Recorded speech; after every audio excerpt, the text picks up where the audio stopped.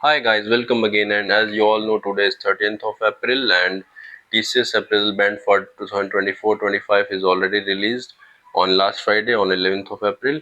So let's understand the detailed explanation of how to check your appraisal band. Many of you has already checked, but let's see one more time.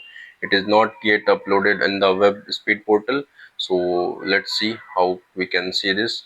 And in this video I will explain about how much hike you will get on based on your appraisal band, and what is effect of band on fresher and experienced employees. And at the end I will explain about what are wings one update.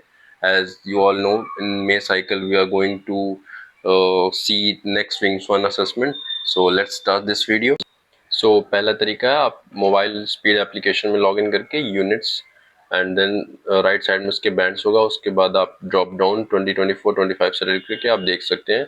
But ये Friday को release हुआ था and बहुत से employ नहीं देख पा रहे थे जब ये रिलीज़ हुआ था, क्योंकि इस एप्लीकेशन का नाम बस स्पीड है, लेकिन उस दिन बहुत स्लो चल रहा था, तो कई लोगों ने रात तक अपने बैंड चेक किए।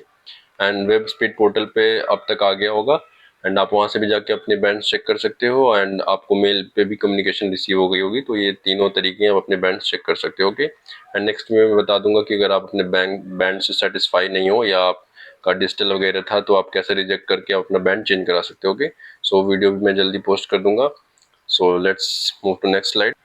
बैंड रिलीज होने के एक दिन पहले 2025 Q4 का रिजल्ट आया था, एंड उसमें जो CHRO है मिलिंद लाकर, उन्होंने ये बताया था कि because of uncertain environment we will decide during the year on wages hikes, it can be any time depending on the business. So अभी इन्होंने डिले कर दिया है इस करंट फाइनेंशियल के जो भी अप्रेजल होने वाले थे, एंड ये आप एक्सपेक्ट कर सकते हो Q1 या Q2 के बाद। और जैसे मैं ये आपको मीन्स ये लोग डिसाइड करेंगे कि कितना देना है, मैं आपको पोस्ट कर दूंगा। But according to previous financial ये बैंड के लिए 6 to 7% रहने वाला, बी के लिए 3 to 4 एंड सी के लिए 2 से 3% रहने वाला। Okay, so based upon this you can expect your appraisal कितना हो सकता है। And let's see what is effect of band on fresher and experience people. So जिनका भी एक्सपीरियंस 1 साल से कम है उनके लिए तो अभी बैंड अलॉट नहीं होगा। जब उनका फर्स्ट ईयर कंप्लीट हो जाएगा तो उनको फर्स्ट ईयर में एनिवर्सरी रेटिंग मिलती है, and then second year experience जब उनका कंप्लीट होता है देन बैंड अलॉट होता है। तो जिनका भी 1 साल से ज़्यादा एक्सपीरियंस था and grade up to C1, आपका जो बैंड है या वो अगर A या B है तभी आप नेक्स्ट विंग्स वन साइकिल के लिए एलिजिबल हो, एंड अगर वो C है तो आप अभी के लिए एलिजिबल नहीं हो। But I will post you soon आप कैसे उसे डिसएग्री करके आप चेंज करा सकते हो। And second point is if you are already digital got C band your incentive will be paused up to next FY। Okay, अगर आपका बैंड चेंज नहीं होता है एंड आपका बैंड C ही रहता है, देन फिर नेक्स्ट मार्च में जब आपको फिर से बैंड अलॉट होगा, एंड जब तक वो आपको A या B बैंड नहीं मिल जाता है तब तक के लिए आपका जो डिजिटल इंसेंटिव है वो पॉज रहेगा। ठीक है, वो आपका टर्मिनेट नहीं होता है, बस पॉज रहता है। जब फिर आपको A या B बैंड मिल जाएगा देन फिर से वो आपका इंसेंटिव रिज्यूम हो जाता है। ओके, एंड इस क्वार्टर में जैसा कि हाइक्स अभी डिलेड हैं तो आपका जो C2 प्रमोशन है वो भी डिलेड हो सकता है, एंड ये HR वगैरह के पास पेंडिंग हो सकता है काफ़ी थोड़े टाइम के लिए।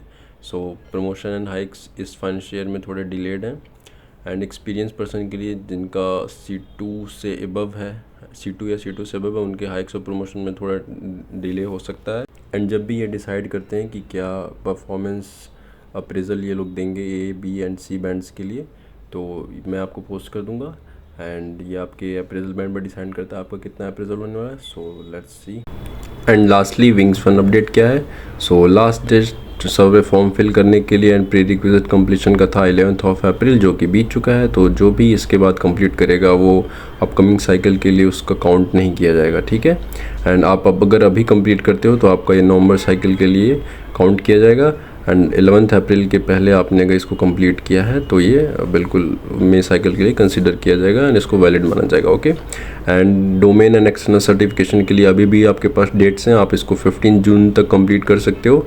एंड नेक्स्ट है विंग एसोसिएट, जिनके पास इस अप्रेजल में A या B बैंड मिला है, और या जो फ्रेशर्स हैं जिनका एक्सपीरियंस 1 साल है, मीन्स 1 साल कंप्लीट हो चुका है और उनके पास कोई बैंड नहीं है, तो उनकी एनिवर्सरी रेटिंग 4 या 4+ से है, तो अगर वो भी एलिजिबल हैं।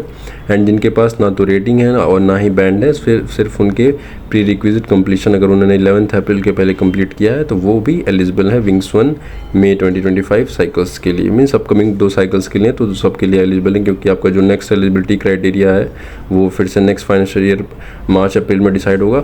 सो अपकमिंग साइकिल्स के लिए ये लोग एलिजिबल हैं।